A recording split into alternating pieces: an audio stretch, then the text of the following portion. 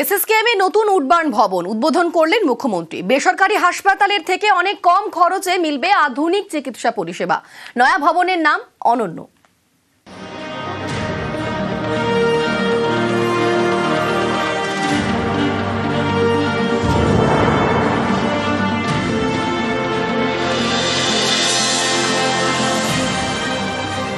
রাজ্যের প্রথম সারির সরকারি হাসপাতাল এসএসকেএম, সেখানে ইতিমধ্যেই রয়েছে একটি Woodburn unit.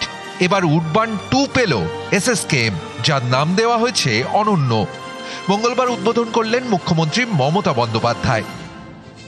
Woodburn new building হচ্ছে, যেটা প্রাইভেট নার্সিংহোম, ভালো নার্সিংহোমকে টেক্কা দেবে। আমি ভর্তি হলেও যা টাকা দেবো, আর একজন ভর্তি হলেও সে টাকাটা লাগবে। তার কারণ হচ্ছে এখানকার ডাক্তাররাই সেখানে চিকিৎসা করবেন। বেসরকারি ধাঁচে ঝাঁ চকচকে হাসপাতাল, অত্যাধুনিক পরিষেবা, ভর্তি হতে পারবেন সাধারণ মানুষ। বেসরকারি হাসপাতালের থেকে অনেক কম খরচে মিলবে আধুনিক চিকিৎসা পরিষেবা।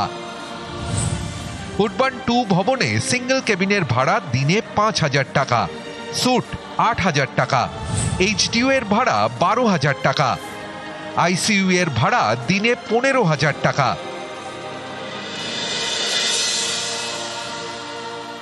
পিজি এখন 5-6টা হসপিটালকে সাথে নিয়ে কাজ করে, এবং যেটা একসাথে এতগুলো হসপিটালের দেখভাল করা এবং তাদের পরিষেবা দেওয়া, it's a very difficult task.